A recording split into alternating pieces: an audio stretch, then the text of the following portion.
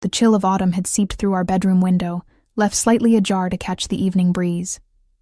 I pulled the Egyptian cotton sheets higher, their cool smoothness a stark contrast to the warmth emanating from the man beside me. Even in sleep, Matteo Ricci commanded presence. The steady rhythm of his breathing, deep, measured, filled our darkened bedroom with a lullaby I'd grown accustomed to over the past year. The subtle notes of his cologne still lingered, sandalwood and something darker, more potent, clinging to the pillowcase between us. I turned to face him, careful not to disturb his slumber. Moonlight filtered through the curtains, casting silver shadows across the sharp planes of his face. The strong jawline now relaxed, the ever-vigilant eyes hidden beneath heavy lids. It was rare to see him this way, vulnerable, or at least as close to vulnerable as a man like him could ever be. My husband. The word still felt foreign on my tongue, a weight I wasn't sure I'd ever grow accustomed to carrying. 1 year. 12 months since I'd stood in that little chapel, trembling in a white dress I hadn't chosen, promising forever to a man who'd given me no choice but to say yes. I closed my eyes, willing away the memories that threatened to surface. The debt. My father's foolishness. The impossible choice. The way Matteo had appeared in my life like a shadow, offering salvation at a price I couldn't begin to calculate. "I'll take care of everything," he'd promised, his voice like gravel wrapped in silk. "All your father's debts, but you belong to me now, Sophia." Belong. As if I were another acquisition in his vast collection of possessions. Another territory claimed. The digital clock on the nightstand glowed 2:17 a.m. Insomnia had become my only rebellion, these quiet hours my only freedom.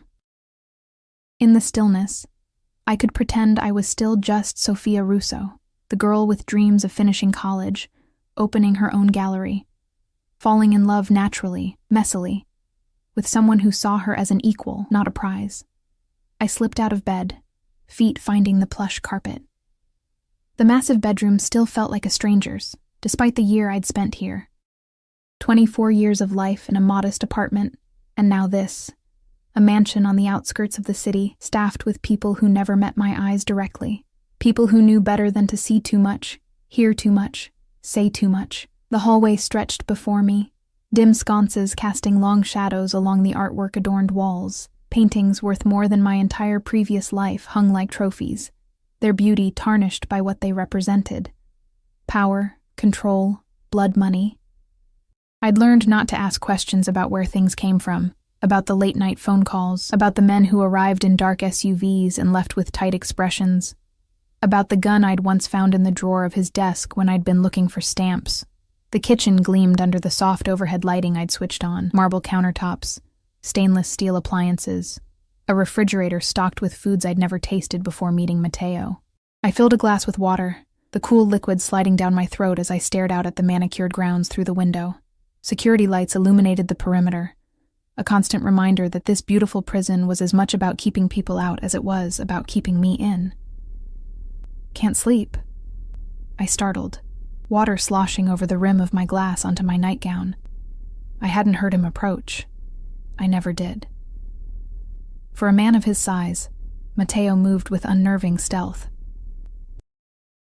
"I'm sorry," I said automatically, the apology a reflex developed over months of walking on eggshells.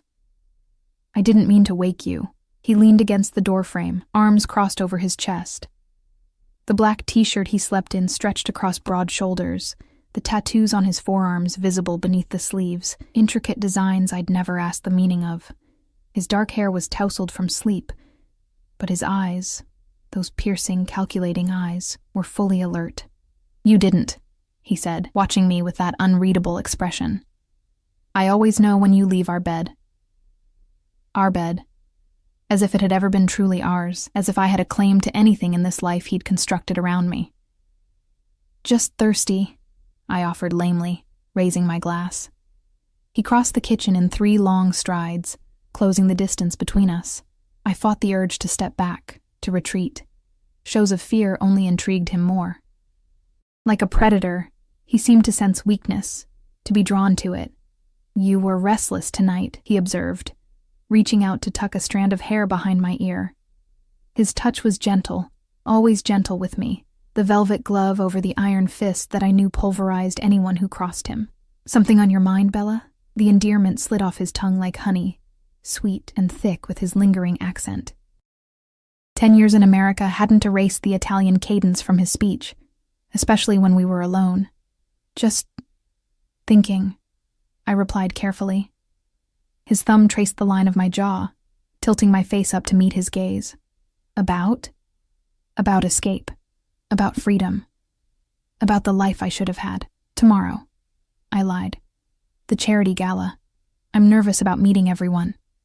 His eyes narrowed slightly, searching mine for the truth. Matteo had built an empire on his ability to detect lies, to sniff out betrayal before it could take root, but he seemed to accept my answer, nodding slowly. "You'll be perfect," he said with quiet certainty. "You always are. That's why I chose you. Chose. Not loved. Not even wanted. Chose. Like selecting the right accessory to complete his image.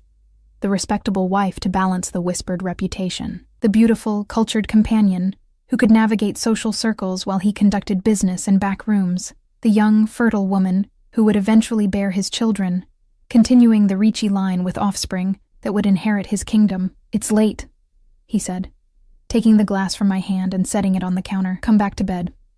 It wasn't a request. With Matteo, it never was, no matter how softly he phrased his words.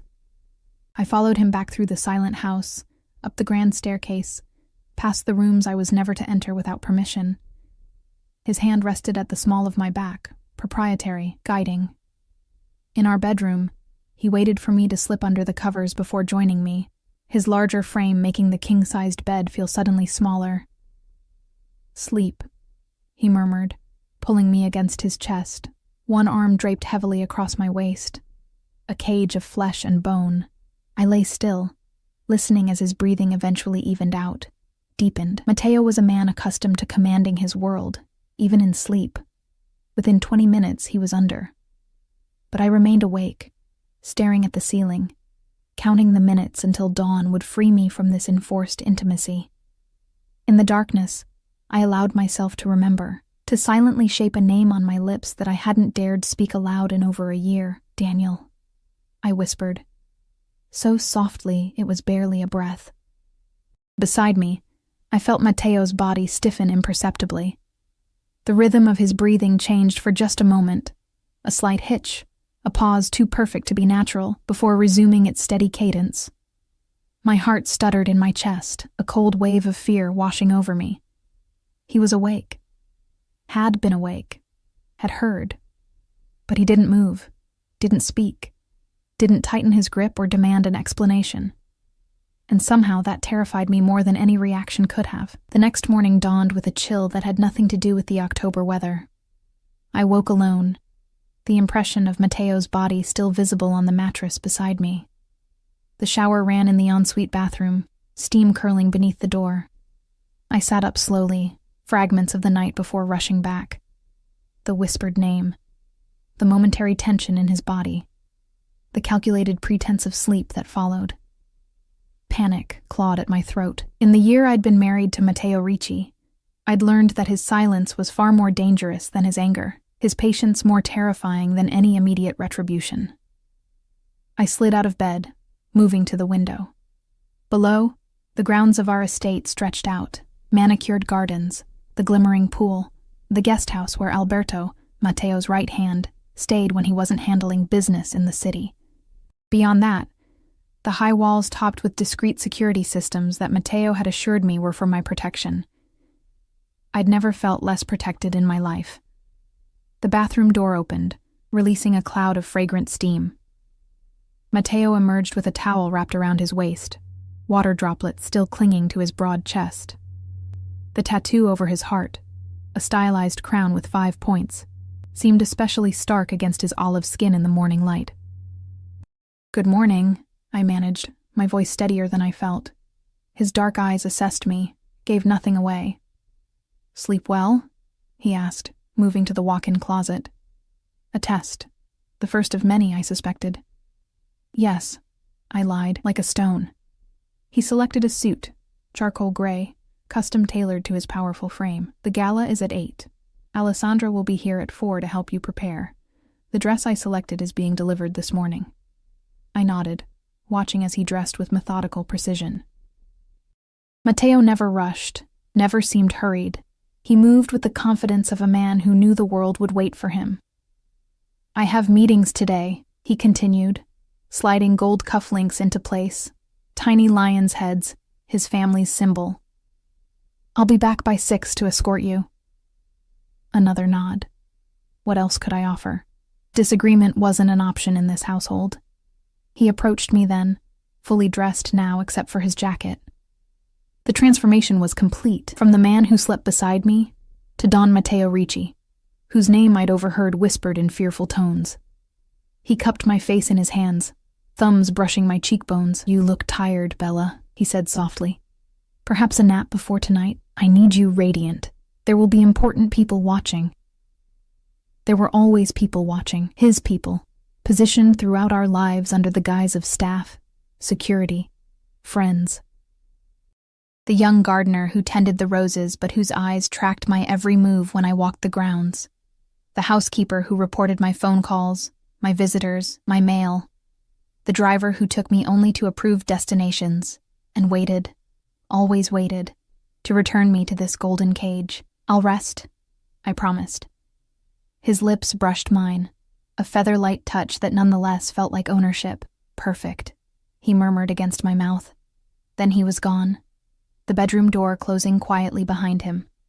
I stood frozen until I heard the distant sound of the front door, the purr of the Bentley's engine as it carried him away. Only then did I allow my legs to give way, sinking onto the edge of the bed as the reality of my situation crystallized with terrifying clarity. He knew. He'd heard me whisper Daniel's name in the darkness, and Matteo Ricci was not a man who forgave betrayal, not even one as intangible as a whispered name, a memory, a longing for what might have been. Daniel Whitaker. My professor at the university, 10 years my senior but with kind eyes that crinkled when he smiled. The man I'd been secretly seeing before my father's gambling debts had caught up with us, before Matteo had materialized in our lives, offering a devil's bargain, my hand in marriage in exchange for erasing the substantial sum my father owed to people who didn't extend payment plans or second chances. I hadn't even been allowed to say goodbye. One day I was planning a future with Daniel. The next I was engaged to a stranger whose reputation preceded him like a shadow. By the time Daniel returned from his conference in London, I was already wearing Matteo's ring, already installed in this mansion, already bound by vows that had felt like shackles. The dress arrived at 10, a shimmering midnight blue creation that probably cost more than a year's tuition at the university I'd been forced to leave. Alessandra followed at 4, as promised. A severe woman with skillful hands who transformed me into the version of Sofia Ricci that Matteo wanted displayed tonight. Elegant, sophisticated, the perfect accessory to his power. The diamond set, she said, opening the velvet case that held the necklace and earrings Matteo had given me on our wedding day. Don Ricci was very specific. Of course he was.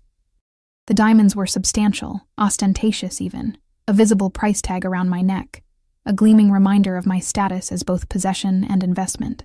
By the time Matteo returned, I had been polished to perfection, hair swept into an elegant updo, makeup enhancing but not overpowering my features, the blue dress hugging curves that had filled out slightly since our wedding. A year of chef-prepared meals and enforced leisure had softened the body that had once been toned from working part-time as a barista while attending university. Beautiful, Matteo murmured when he saw me waiting in the foyer. His eyes traveled the length of my body, possessive and approving. You exceed my expectations, as always. He stood before me in a tuxedo that emphasized his powerful build, shoulders broad beneath the perfect tailoring, the white of his shirt a stark contrast against his tanned skin. At 42, Matteo Ricci was in his prime, silver just beginning to thread through the dark hair at his temples, lending him an air of distinguished authority. The diamonds, he noted, stepping closer to adjust the necklace, his fingers brushing against my collarbone. They suit you. His touch lingered, warm against my skin.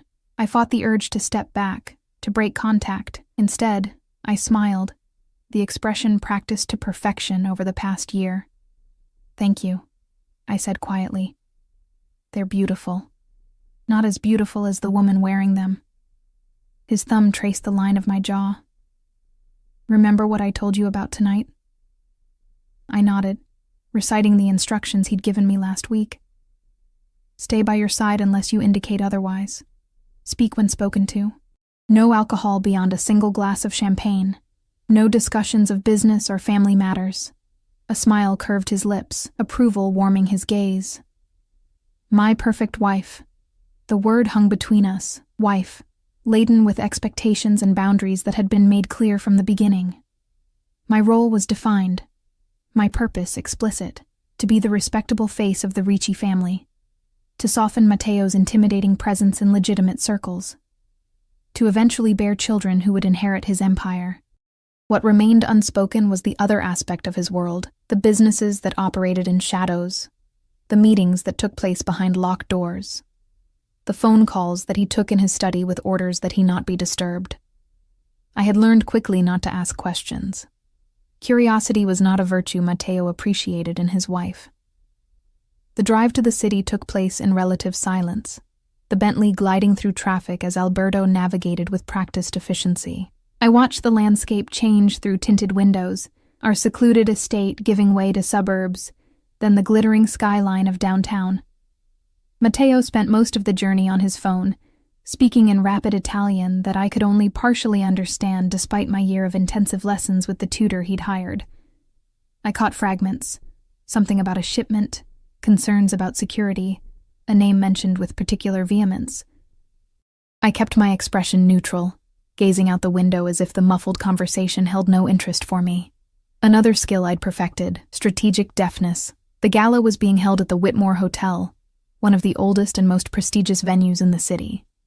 As we pulled up to the entrance, I recognized the familiar sequence of events about to unfold. Alberto would exit first, opening Matteo's door. Matteo would emerge, buttoning his jacket with unhurried confidence, before extending his hand to help me out. There would be photographers, some from society pages, others working for less official publications with a keen interest in the comings and goings of a man like Matteo Ricci. "Ready, Bella?"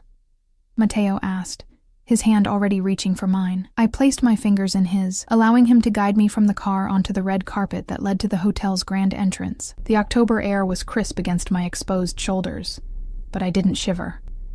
Matteo disliked displays of weakness in public. "Mr. Ricci," a photographer called from behind a velvet rope. "Mrs. Ricci, over here, please." Matteo's arm slid around my waist, pulling me against his side in a gesture that appeared affectionate to observers, but felt like a reminder to me. His fingers splayed possessively against the small of my back as we paused, allowing a carefully measured moment for photographs. His smile didn't reach his eyes. It never did in these situations, but it was convincing enough for the cameras.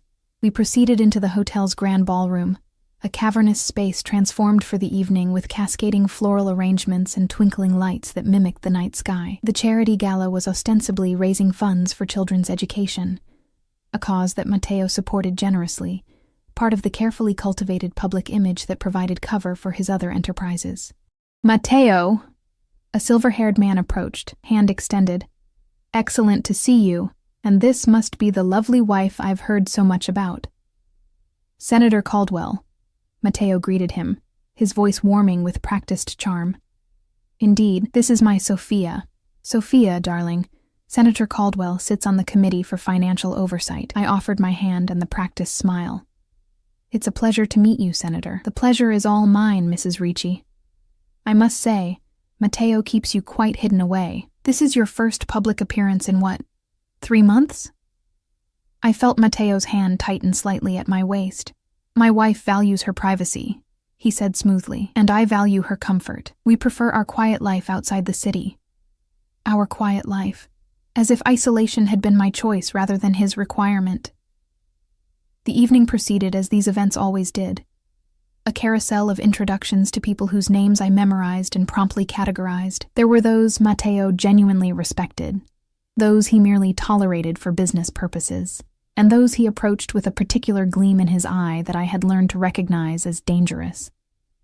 The latter received his warmest smiles, his most charming conversation. Matteo was always most lethal when he appeared most friendly. I played my role flawlessly, the attentive wife, the gracious hostess, the ornament on his arm that completed the picture of legitimate success. I laughed at the right moments, showed appropriate interest in conversations about charity work and city politics, accepted compliments about my dress, my jewelry, my beauty, with demure thanks. "Would you excuse us, gentlemen?" Matteo said eventually, his hand returning to the small of my back. "I believe they're about to begin serving dinner." He guided me through the crowd, toward our assigned table near the front of the room. I recognized several faces already seated: the mayor and his wife, a prominent judge, the owner of the city's largest construction company, and his much younger spouse, who offered me a look of understanding that bordered on pity. "You're doing well," Matteo murmured close to my ear as he held my chair. "The senator was quite taken with you." I settled into my seat, arranging the midnight blue fabric of my dress. "He seemed nice." "He's corrupt to the bone," Matteo replied with quiet amusement, taking his own seat beside me. "But useful." The first course was being served when I saw him. Daniel. He stood near the bar, lean and familiar in a tuxedo that wasn't quite as perfectly tailored as Matteo's. His sandy hair was shorter than when I'd last seen him, but his profile, that straight nose, the strong jawline softened by the boyish curve of his mouth, was exactly as I remembered. Exactly as I dreamed during countless nights beside my husband. My spoon clattered against the china bowl, drawing a sharp glance from Matteo. "Sorry," I murmured, retrieving the utensil with trembling fingers. Matteo's gaze followed mine, scanning the crowd until it landed on Daniel. Something cold and calculating settled over his features, gone so quickly I might have imagined it had I not spent a year studying the micro-expressions that betrayed his thoughts. "An acquaintance?" he asked casually. Too casually. The question was a trap. If I lied and claimed not to recognize Daniel, Matteo would know. He might already know exactly who Daniel was, might have known all along. But if I acknowledged our past connection— "From the university," I said carefully. "Professor Whitaker. He taught several of my art history classes. It wasn't a lie. It just wasn't the whole truth." Matteo took a sip of water, his eyes never leaving Daniel's figure. "Interesting. I wasn't aware he would be attending tonight." The implication was clear. Nothing happened in Matteo's world without his knowledge, except, apparently, this, which meant either a significant oversight by the people he paid to control every aspect of our lives, or Matteo had engineered this meeting himself. The thought chilled me to the bone. "We should say hello after dinner," Matteo suggested, his tone making it clear this was no mere suggestion. "I'd be interested to meet one of your former professors." I took a spoonful of soup, forcing myself to swallow past the tightness in my throat. "Of course," I managed, "if you'd like." Dinner progressed with excruciating slowness. I participated in the conversation around us on autopilot, hyper-aware of Daniel's presence across the room and of Matteo's heightened attention to my every reaction. When the final course had been cleared, Matteo stood, offering his hand to help me from my chair. "Shall we?" he said pleasantly, leading me toward the bar where Daniel now stood alone, nursing what appeared to be scotch. He looked up as we approached, recognition flashing across his features. First joy, then confusion, and finally a carefully neutral expression as he registered Matteo's presence beside me. "Sophia," he said, his voice sending a jolt through me. "It's been a while." "Professor Whitaker," I replied formally, acutely aware of Matteo's hand at my back. "What a surprise to see you here. Allow me to introduce my husband, Matteo Ricci. Matteo, this is Daniel Whitaker, my former art history professor." Daniel extended his hand, meeting Matteo's gaze with admirable steadiness. "Mr. Ricci, I've heard your name around town." Matteo's smile didn't reach his eyes as he shook Daniel's hand. "All good things, I hope." "Interesting things," Daniel replied, a hint of challenge beneath the civility. I held my breath, caught between the two men, one from my past, one controlling my present and future. The tension between them was palpable, electric. "Sophia speaks very highly of the university," Matteo said smoothly. "It's unfortunate she had to discontinue her studies."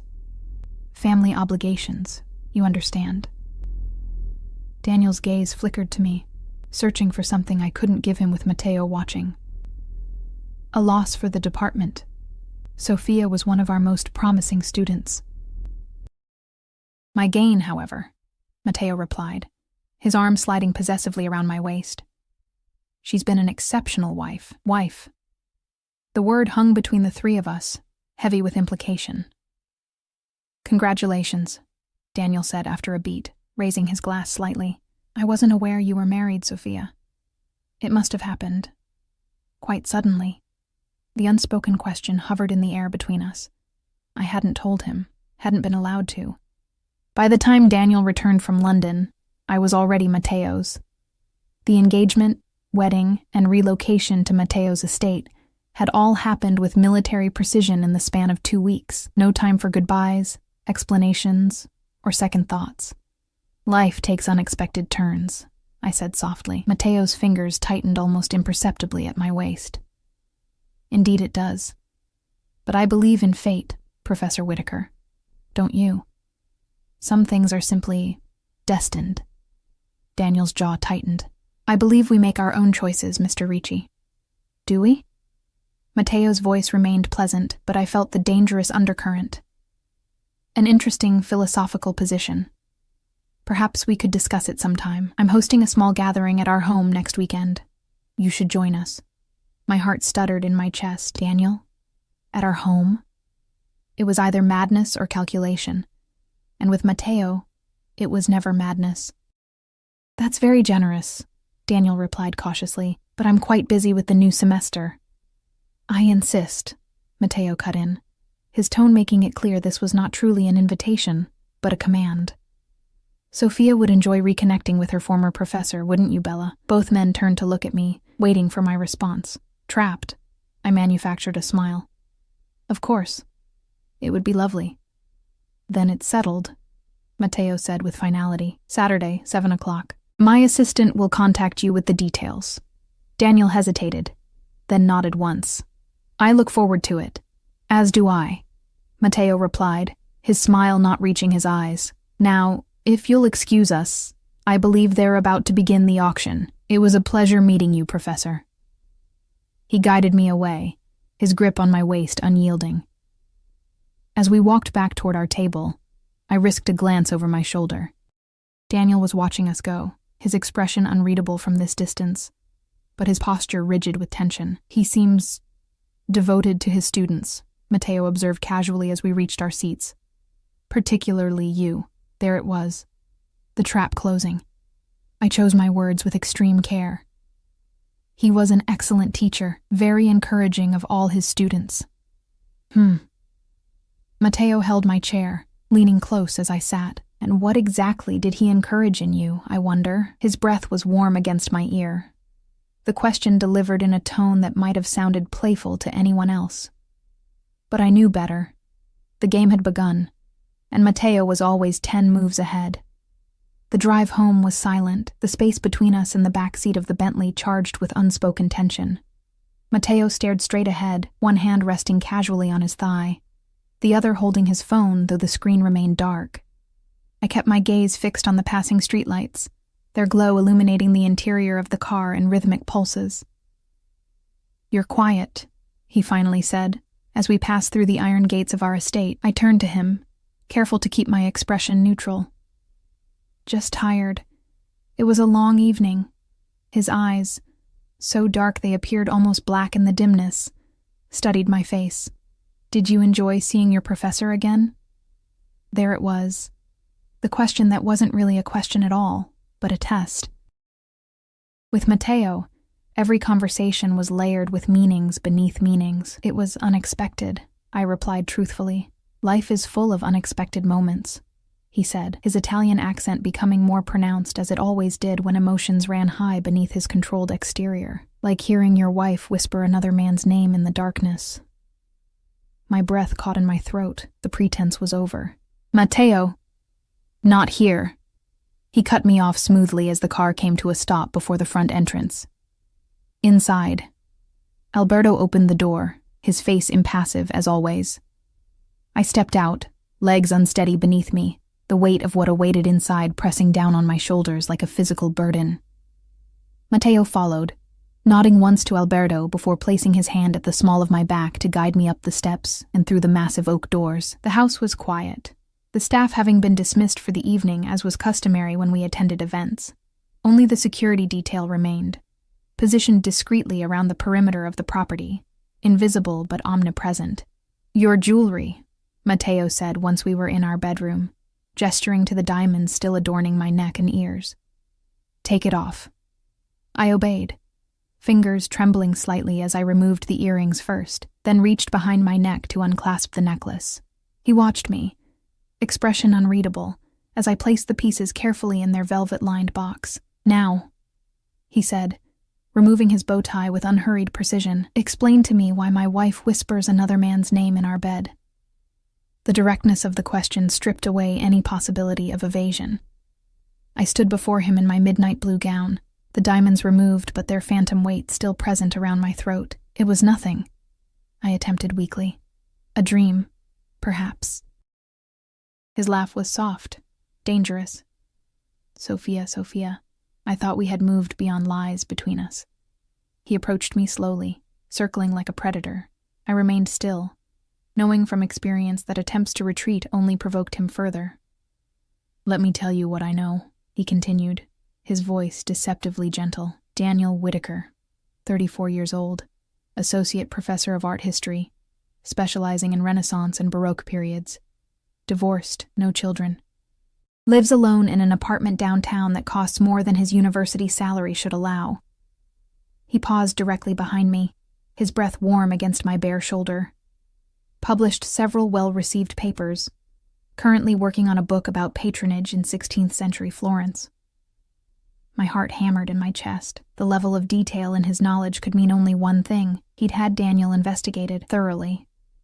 "But what the investigators couldn't tell me," Matteo continued, moving to face me again, "was what exactly he was to my wife before she became mine." The possessive emphasis on mine sent a shiver down my spine. "A teacher," I whispered. "He was my teacher." Matteo's hand rose to cup my cheek, the touch deceptively tender. "And what else, Sophia? What aren't you telling me?" I closed my eyes, unable to meet his penetrating gaze. "We were close." "Close," he repeated, the word dripping with skepticism. "Define close for me, Bella." There was no escaping this interrogation. Matteo would extract the truth one way or another, and if he discovered I was still lying after this confrontation, we were seeing each other, I admitted, opening my eyes to face whatever reaction would come. "Privately, before you and I met." His expression didn't change, but something darkened in his gaze. "Seeing each other," he echoed. "You mean fucking." The crude word from his usually measured lips shocked me more than if he'd shouted. "It wasn't like that," I protested. "It was..." "What? Love?" His smile was cold. "How romantic. The professor and his student. A classic tale." He turned away, removing his cufflinks with methodical precision and placing them on the dresser. The lion's head seemed to stare at me accusingly. "Did you love him?" Matteo asked without looking at me, his voice unnervingly calm. Truth or lie? Which was more dangerous in this moment? "Yes," I whispered, choosing truth. "I did."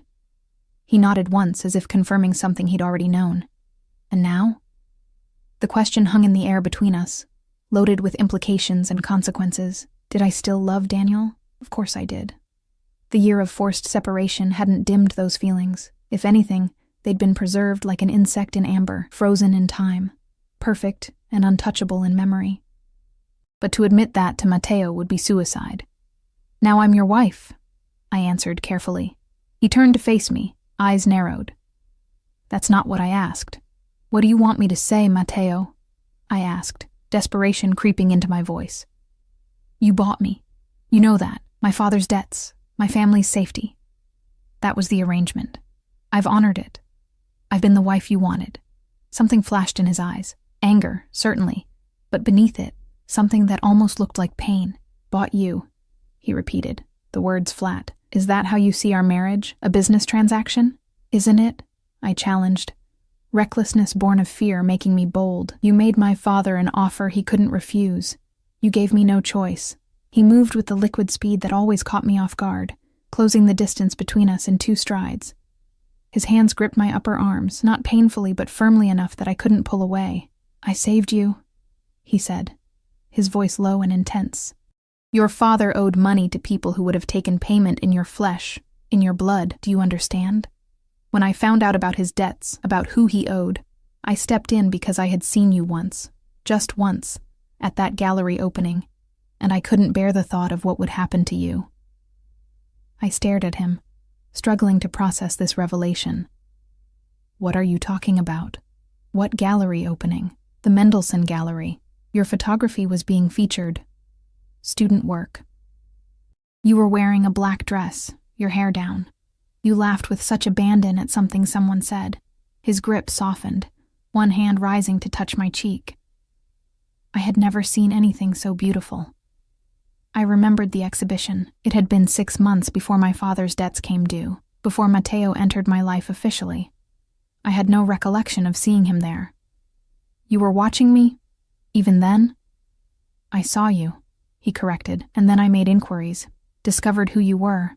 Your father's situation came to light during that process. My mind raced, reconstructing the timeline he was describing. So you... What?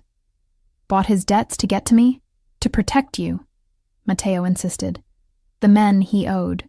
They aren't like me, Sophia. They don't have rules, limits. They would have destroyed you. And you saved me, I said, the words bitter on my tongue, by making me your prisoner instead. His expression hardened. My wife, he corrected. I made you my wife, a wife who isn't free to leave, who is watched every moment, who had to give up her dreams, her education, your lover. He finished for me, eyes glittering dangerously. That's what this is really about, isn't it? Not your education. I offered to arrange private tutoring to complete your degree, not your photography. I built you a darkroom here. You're angry because I took you from him. I couldn't deny it. All the other losses paled beside the loss of Daniel, of the future we'd planned together.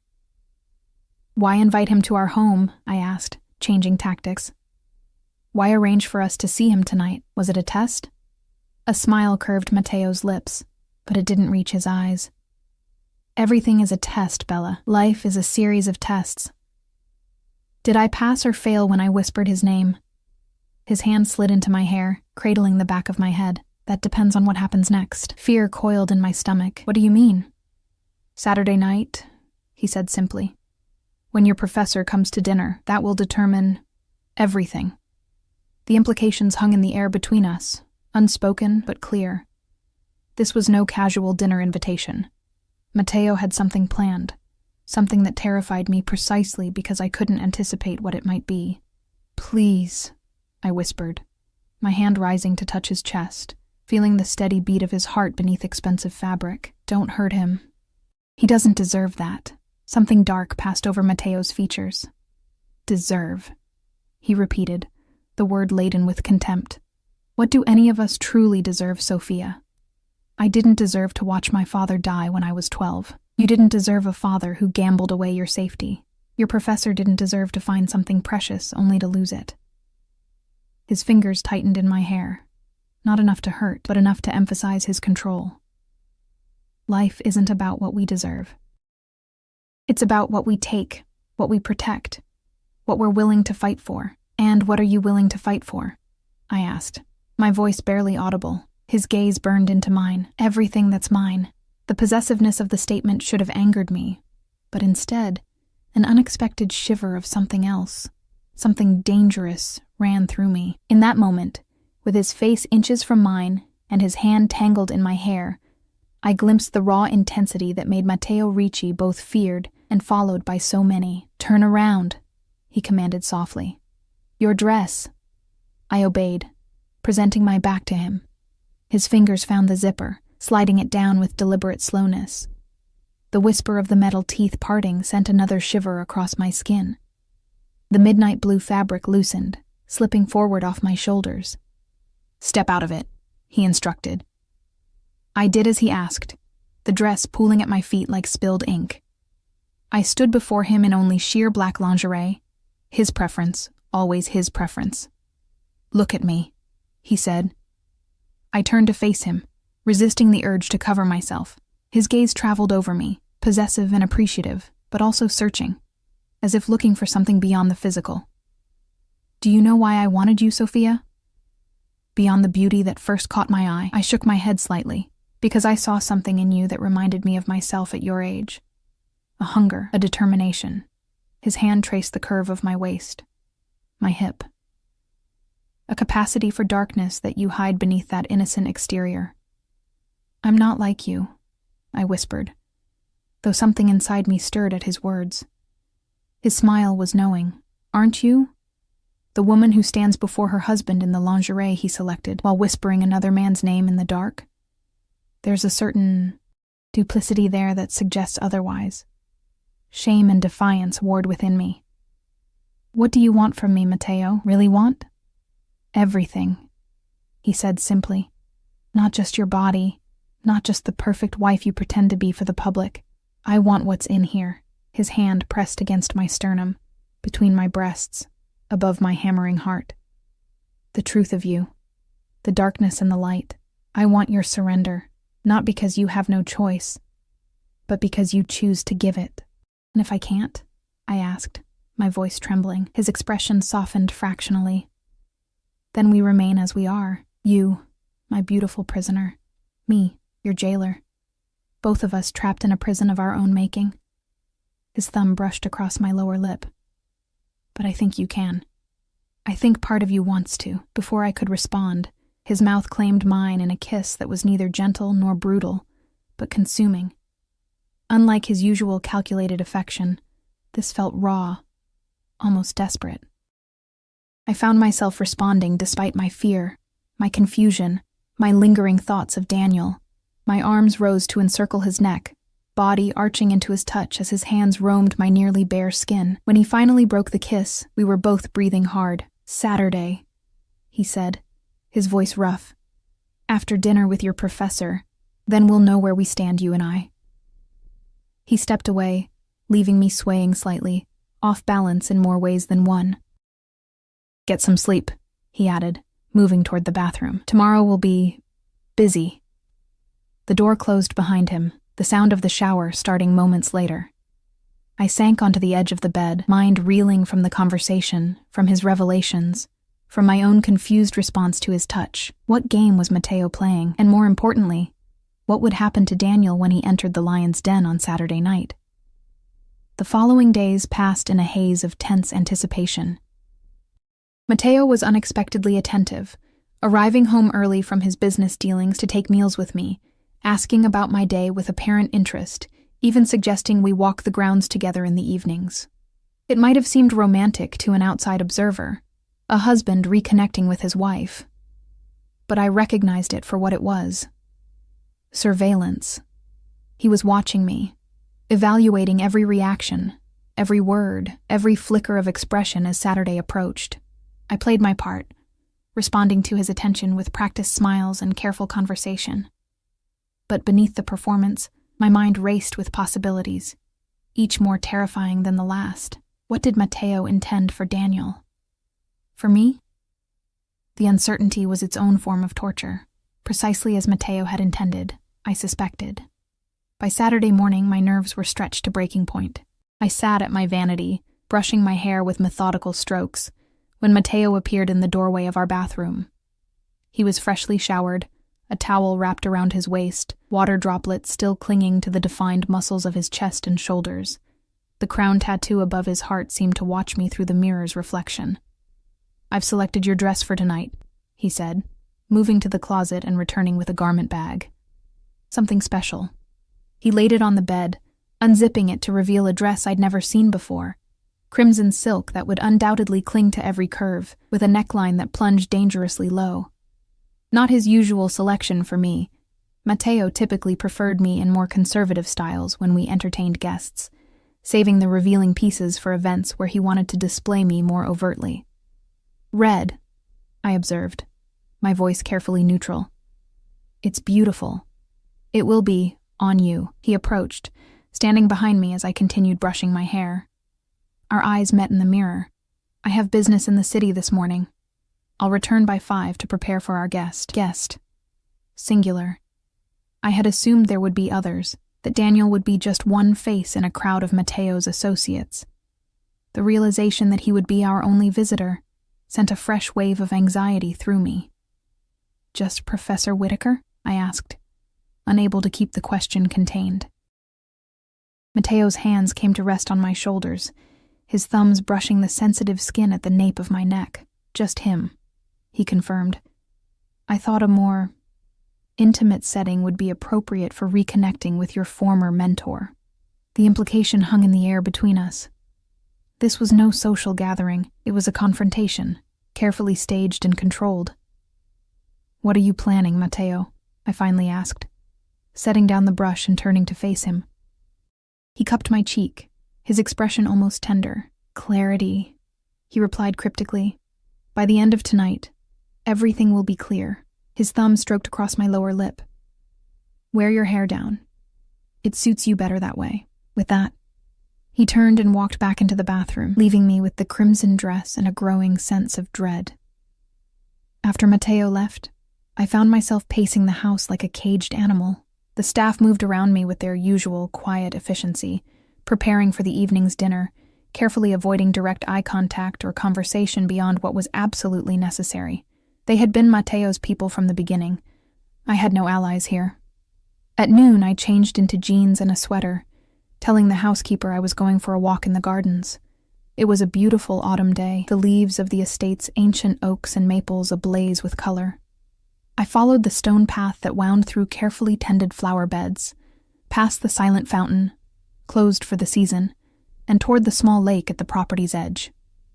It was my favorite spot, as far from the house as I could get without crossing the boundaries that would trigger security alerts. I sat on the weathered bench overlooking the water, watching a pair of ducks glide across the surface, leaving ripples in their wake. What was I going to do? The question circled endlessly in my mind. Whatever Mateo had planned for tonight, it couldn't be good for Daniel. Should I try to warn him somehow? But how? My phone was monitored, my computer activity tracked, my movements observed. Any attempt to reach out would be detected almost immediately. And what about myself? These past days had revealed something unsettling. Mateo knew me better than I'd realized. His words about seeing darkness in me, about my capacity for duplicity, they had struck uncomfortably close to home. There was a part of me that responded to him, to his intensity and his possessiveness, in ways I didn't want to acknowledge. "Mrs. Ricci?" I startled at the voice, turning to find Alberto standing a few feet away. As always, he had approached without making a sound, a skill he shared with his employer. "Alberto," I acknowledged, straightening my posture. "Is something wrong?" "Not at all," he replied smoothly. "Don Ricci asked me to check on you before I depart for the city. He was concerned you might catch cold out here." Translation. Mateo wanted confirmation of my whereabouts, verification that I wasn't attempting anything foolish before tonight's dinner. "How thoughtful," I said, keeping my tone light. "But I'm fine, thank you." Alberto nodded, his dark eyes assessing me with the same clinical detachment he'd shown since the day I'd arrived at the estate. "The Don also asked me to remind you that your guest will arrive at 7. He suggests you begin preparing by 4. 3 hours to transform into Mateo's vision, standard procedure for important events." "Of course," I replied. "Please tell him I'll be ready." Another nod, and then he was gone, moving back toward the house with silent efficiency. I remained by the lake for another half-hour, watching the ducks, trying to clear my mind. When I finally returned to the house, I found a lunch tray waiting in the sitting room adjoining our bedroom, a delicate salad, fresh bread, and a glass of sparkling water with lime. Mateo's standing orders, light meals before events where I would be on display. The afternoon slipped away as I bathed, allowing the hot water and essential oils to soothe my taut nerves. By the time Alessandra arrived to assist with my hair and makeup, I had achieved a state of artificial calm, the the practiced serenity of a condemned prisoner who has accepted their fate. "The red dress?" Alessandra noted, as she began arranging my damp hair into loose waves. A bold choice. It was the closest thing to personal commentary I'd ever heard from her. I met her eyes in the mirror. "Matteo's choice," I corrected quietly. Something flickered across her usually impassive features, understanding, perhaps even sympathy. But it was gone in an instant, replaced by professional focus as she continued her work. By the time Matteo returned at 5, I was nearly ready, my hair falling in glossy waves past my shoulders, my makeup more dramatic than usual with smoky eyes and crimson lips that matched the dress I had yet to put on. He paused in the doorway of the dressing room, his gaze traveling over me appreciatively. "Beautiful," he murmured, crossing to kiss my bare shoulder. "Put on the dress. I want to see you in it before I shower." I slipped into the silk garment, the fabric cool against my skin as it slid into place. As I'd suspected, it clung to every curve, the neckline dipping low between my breasts, the slit along one side revealing a glimpse of thigh with each step. Matteo circled me slowly, his expression unreadable. "Perfect," he said finally, his finger tracing the edge of the neckline, sending a shiver across my skin. "One more thing." He withdrew a small box from his pocket, opening it to reveal a necklace I'd never seen before. A ruby pendant surrounded by diamonds, suspended on a delicate platinum chain. "Turn around," he instructed. I obeyed, lifting my hair as he fastened the necklace around my throat. The pendant nestled in the hollow between my collarbones, its weight both substantial and delicate. "There," he said, turning me back to face him. "Now you're ready." "For what?" I asked, unable to stop myself. His smile was enigmatic. "For whatever the evening brings, Bella." He brushed a kiss across my lips, careful not to smudge the crimson color. "Wait for me downstairs. I won't be long." Precisely at 7, the security system announced a vehicle at the gate. I stood in the grand foyer beside Matteo, who had dressed with his usual impeccable taste in a charcoal suit that emphasized his powerful build. His hand rested at the small of my back, warm through the thin silk of my dress. "Smile, Sophia," he murmured as the front door opened to admit Daniel. "Your professor has arrived." Daniel stepped into the foyer, momentarily faltering when he saw us standing there, a perfect tableau of martial harmony. He had dressed well for the occasion, a navy suit that fit his lean frame nicely, though it lacked the bespoke perfection of Matteo's attire. In his hand, he held a bottle of wine. "Professor Whitaker," Matteo greeted him, stepping forward with outstretched hand. "Welcome to our home." Daniel shook the offered hand, his gaze flickering between Matteo and me. "Thank you for the invitation," he replied, his voice steady despite the tension evident in his posture. "I brought this." He offered the wine, an expensive vintage, I noted. Daniel had clearly done his research. "Thoughtful," Matteo commented, examining the label with approval before passing the bottle to the waiting staff member who had materialized silently beside him. "Sophia, darling, won't you greet our guest?"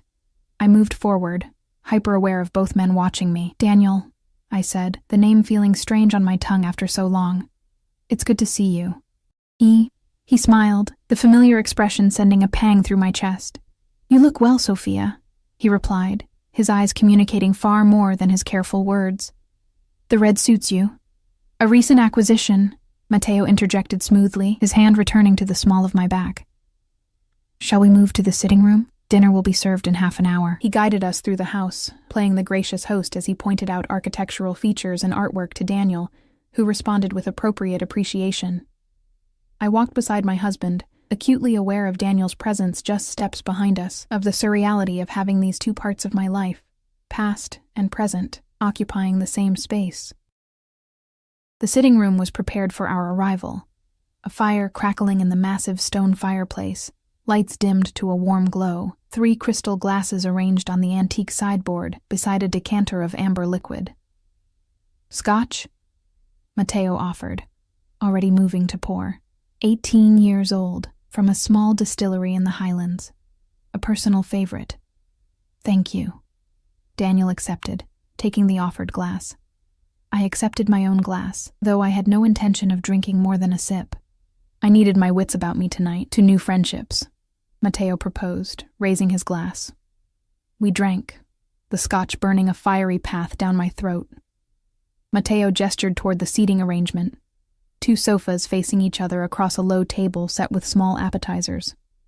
Please, make yourself comfortable, he invited Daniel, claiming a spot on one sofa and drawing me down beside him, his arm draped possessively across my shoulders.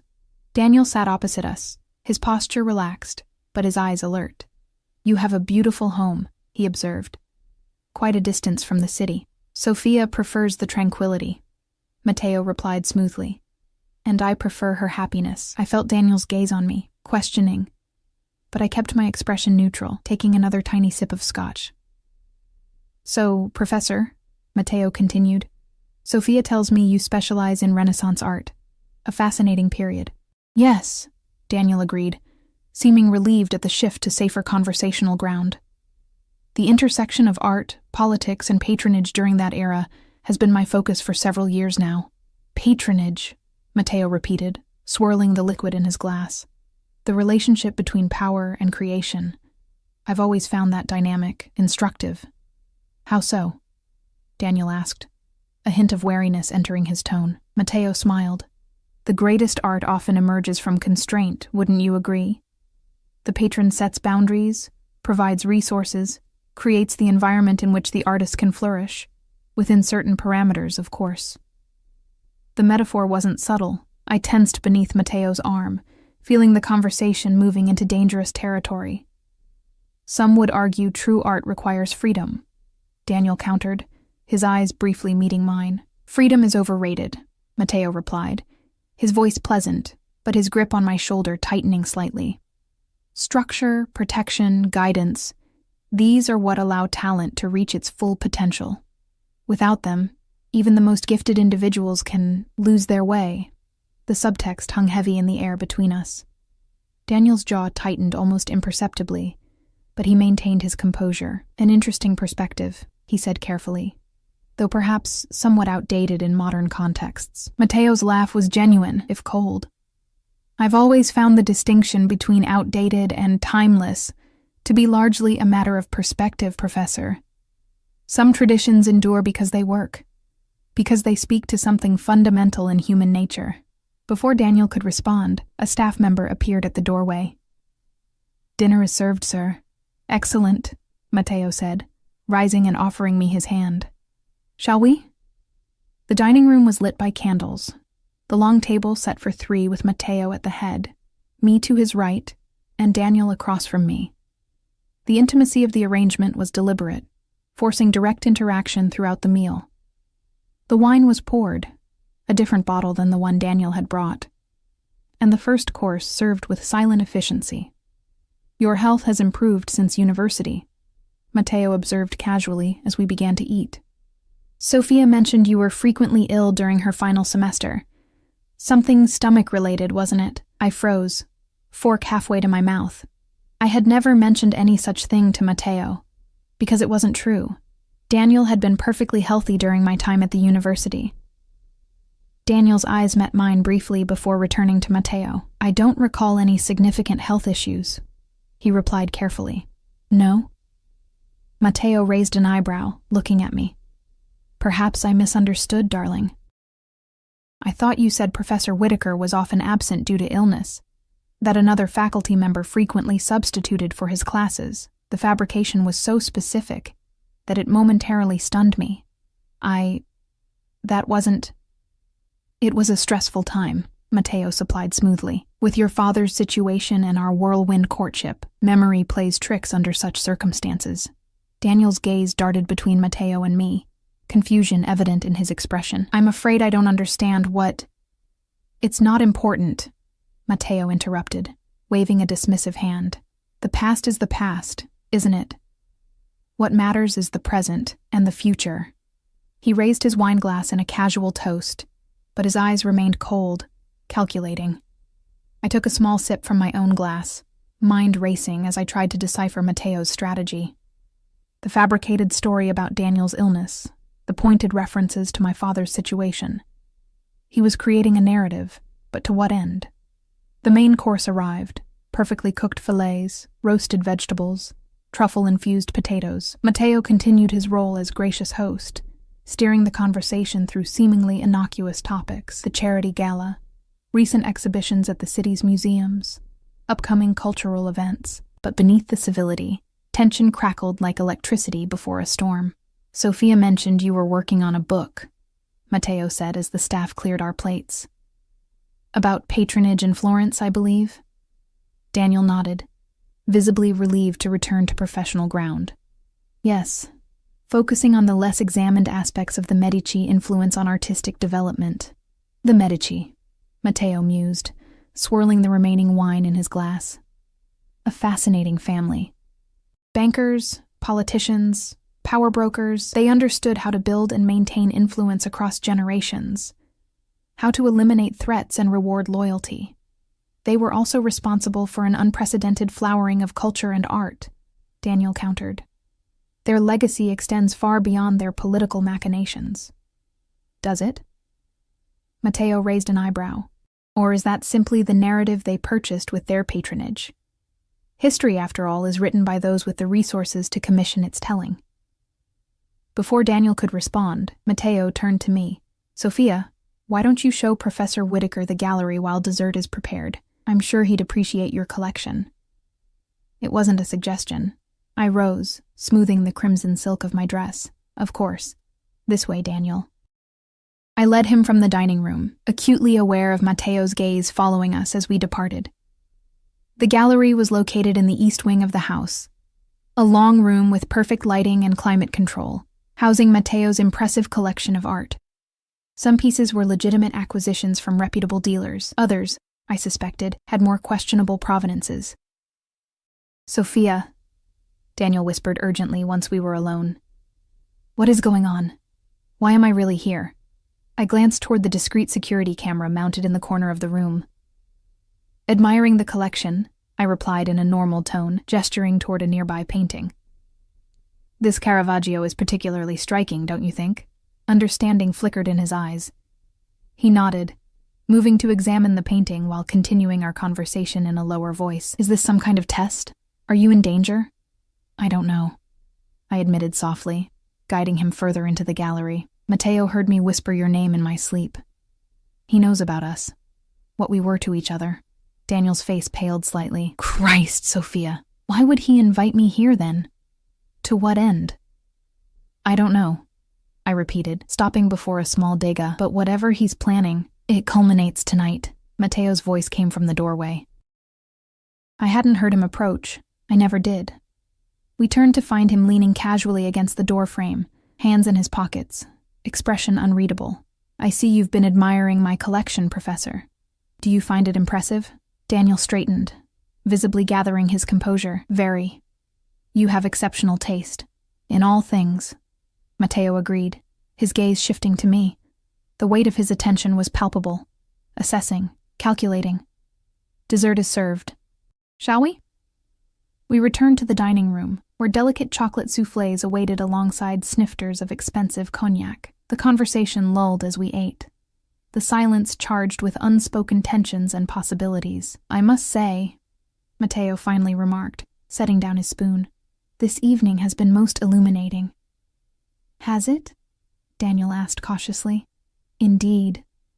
Matteo reached for his cognac, swirling the amber liquid before taking a small sip. "It's not every day one dines with the man who once claimed his wife's heart."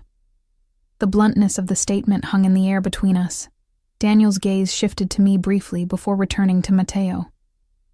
"Mr. Ricci." "Matteo, please," he corrected smoothly. "I think we're beyond formalities at this point, don't you? After all, you've been in my thoughts quite frequently these past days." "Have I?"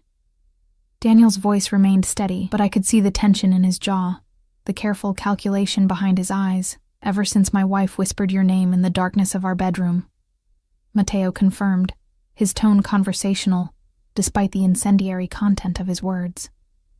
It raised certain questions in my mind. I sat frozen, unable to intervene, to deflect, to control what was unfolding before me. "I can imagine," Daniel replied carefully. "But whatever existed between Sophia and me, ended when she married you. Matteo's smile didn't reach his eyes. Did it? I wonder. He turned to me. Sophia, would you say your feelings for Professor Whitaker ended with our marriage? The direct question caught me off guard. Both men watched me, waiting for my response. Daniel with trepidation, Matteo with that unnerving calm that preceded his most dangerous moments. My voice faltered. Truth or lie? Which would be more damaging in this moment? The truth, Bella, Matteo urged softly. No more pretending between us.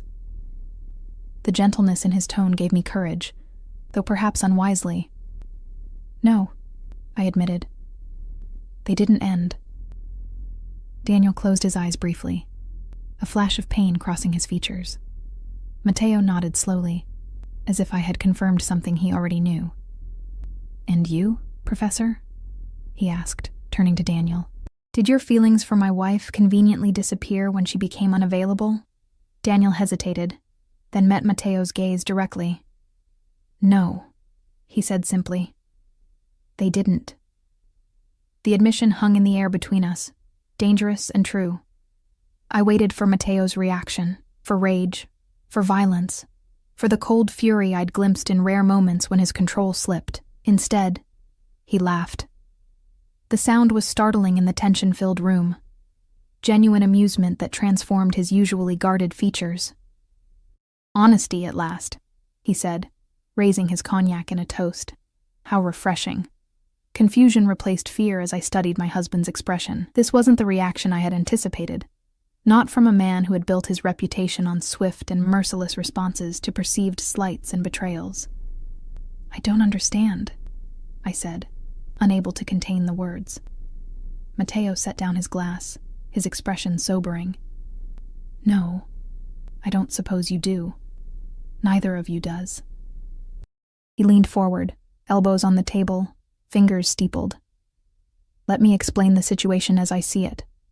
I have a wife who loves another man. This presents a problem for me. Daniel tensed, perhaps expecting the conversation to take a threatening turn. But Matteo continued in the same measured tone. I have considered various solutions to this problem over the past week, he said. The most obvious would be to eliminate the rival. His gaze shifted to Daniel. A simple matter, from a practical standpoint. The casual reference to murder sent ice through my veins. I opened my mouth to protest, but Matteo raised a hand to silence me. But this solution has certain drawbacks, he continued, chief among them being that it would virtually guarantee my wife's eternal hatred. Additionally, Professor Whitaker appears to be a man of some intelligence and integrity, qualities I find myself reluctantly admiring. He reached for his cognac again, taking a deliberate sip before continuing. The second option would be divorce, setting Sophia free to return to her former life, her former love.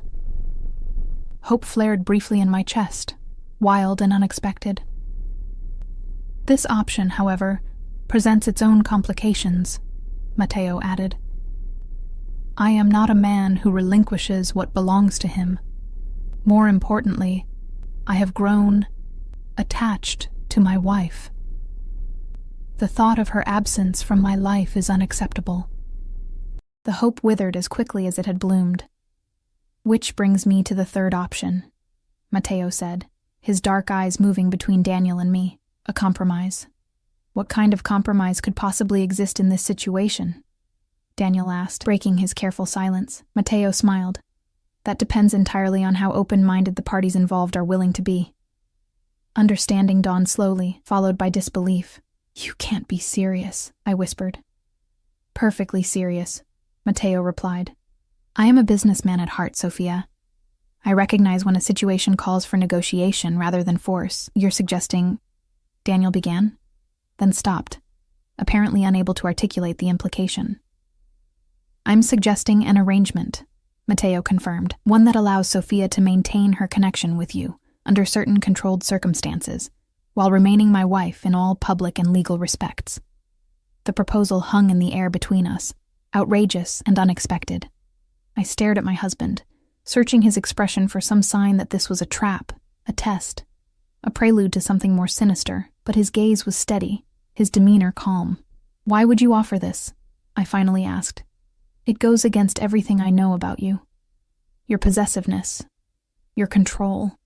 Something vulnerable flickered briefly across his features. Because I want something I cannot take by force, Sophia. I want your heart. He reached across the table, his fingers brushing mine, and I have come to realize that perhaps the path to gaining it is not through further constraint, but through a different kind of possession, one freely given. I don't understand, I repeated. Don't you? He challenged gently. Think about what I'm offering. Freedom within boundaries, choice within structure, the ability to maintain your connection with Daniel, to explore what might have been, but with the safety and security of my protection, my name, my resources. And what do you get from this arrangement? Daniel asked, his tone skeptical. Matteo's gaze remained fixed on me. The possibility of winning what I truly want, through patience rather than force, and in the meantime, a wife who might come to me willingly rather than out of obligation, who might eventually see beyond the monster to the man. The vulnerability in his voice caught me off guard. For the first time since our marriage, I glimpsed something beneath Matteo's carefully maintained facade, a loneliness that mirrored my own, a hunger for connection that transcended physical possession. And if I refuse? Daniel asked quietly. Matteo's expression hardened slightly. Then you walk away tonight unharmed, with the understanding that any attempt to contact Sophia in the future will have serious consequences. She remains my wife, and you remain a memory. The choice hung before us, impossible and surreal. Daniel looked at me, 1,000 questions in his eyes. What do you want, Sophia? He asked softly. What did I want? The question echoed in my mind, deceptively simple, yet impossibly complex. Did I want freedom? Safety? Love? Could I trust Matteo's offer, or was it merely another form of control, more insidious for its illusion of choice? I looked at the two men before me, Daniel, with his honest eyes and the promise of what might have been, Matteo, with his dangerous power and the glimpse of vulnerability that had humanized him in my eyes for the first time. I began, then paused, gathering my courage. I want to try.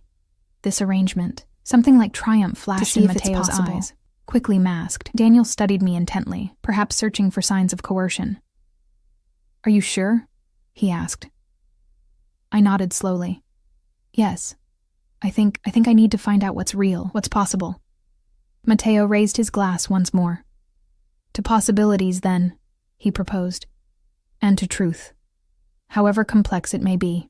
Daniel hesitated, then lifted his own glass. I joined them, the crystal catching the candlelight, as our glasses met in the center of the table. That night, as I lay beside Matteo in our bed, his breathing steady in sleep beside me, I allowed myself to whisper a different truth into the darkness, not a name this time, but a realization. I'm not a prisoner anymore, I murmured, the words barely audible, or perhaps I've chosen my prison. Either way, the choice was mine. Beside me, Matteo's breathing changed subtly. A slight hitch, a pause. Then his arm slid around my waist, pulling me closer against his chest. Not a prison, Bella, he whispered against my hair. A kingdom. Our kingdom. His lips brushed my temple. Sleep now. Tomorrow is the first day of our new arrangement. As I drifted toward sleep in the circle of his arms, I realized with startling clarity that for the first time since our marriage, I felt something like peace, not happiness, not yet, but possibility, and perhaps in time, that would be enough.